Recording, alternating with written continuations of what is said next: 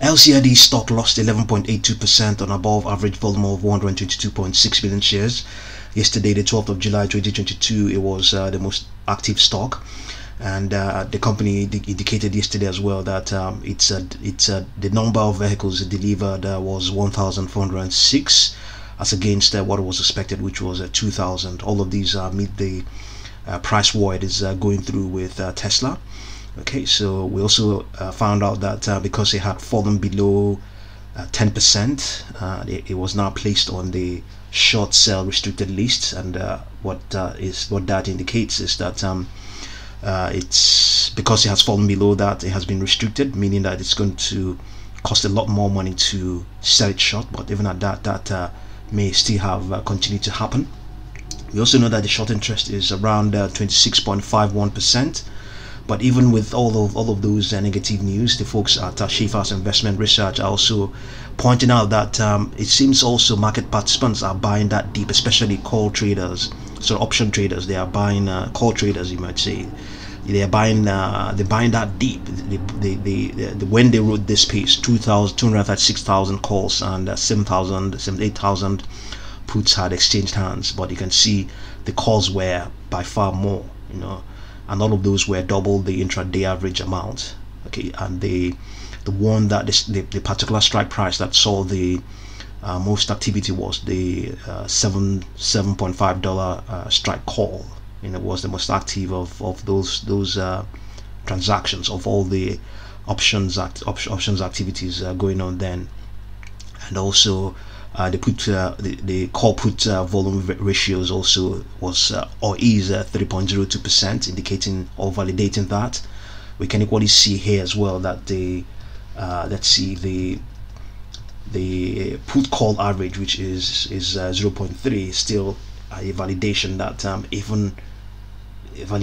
that before now that market participants were quite bullish on LCID stock. So maybe all of these this retracement it has had, this correction it has had, might be an opportunity for market participants to or rather has probably been a market, or rather has become a buy the dip opportunity.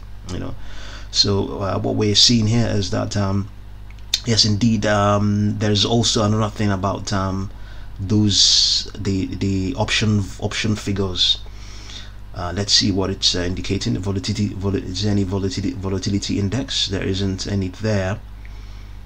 Okay, but there is an indication that it's going to face some resistance. There is a resistance it's going to face, probably the 200-day moving average, which is at $9.9 or there, about $9.04. So given all of that, we have upper projections of 8.22.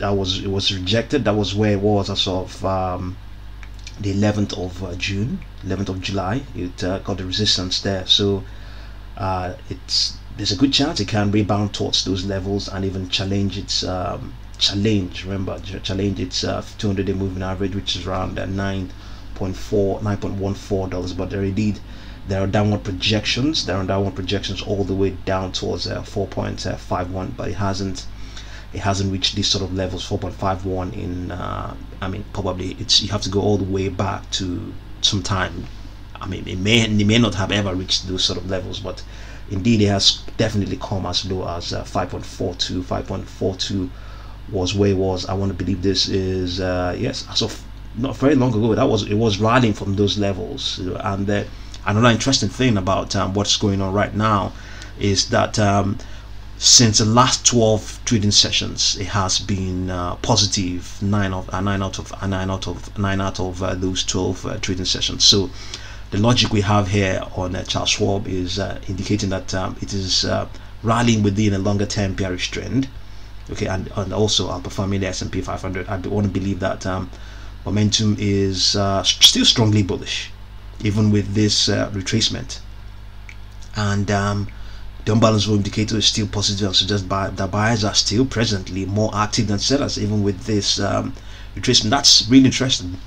It has to be down to the fact that it's 9 out of 12 times it has been positive. 9 out of the last 12 times it has been positive. So it's not a dent. It's not really a dent. You can see it's still overbought on its daily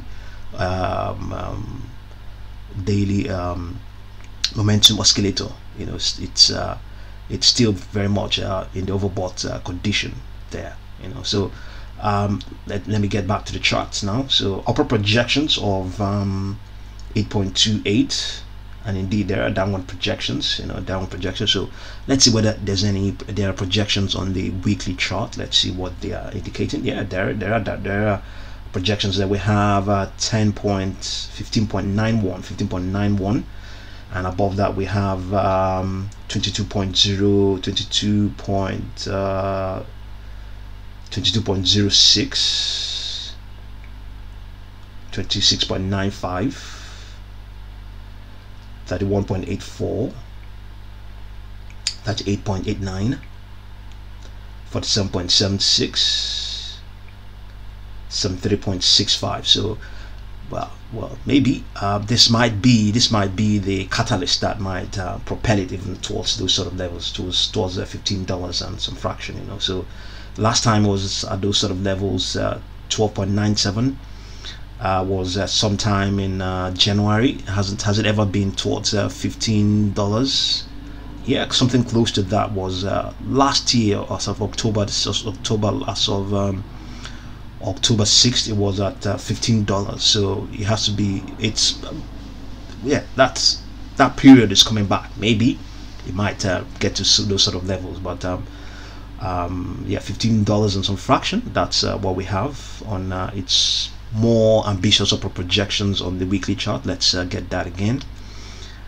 That will be actually $16.09, $16.09. So those $16.09, was it I would say it was at those sort of levels as of September. Okay, so we're coming towards that time of the year again. Will it get there? You know, who knows? So let's get that again, $16.09. That's a ambitious upper projection on its weekly chart, really ambitious. But there's a good chance this correction might be a catalyst that will propel the stock. You know, so we know very well that yes, it's facing challenges, its competition is there, but the company knows it's in a competition. It has to keep pushing. It's not going to be deterred because of this disappointment. You know, and moreover, there are ample subsidies out there, you know, also around the Inflation Reduction Act and the climate legislation. So there's money to be made.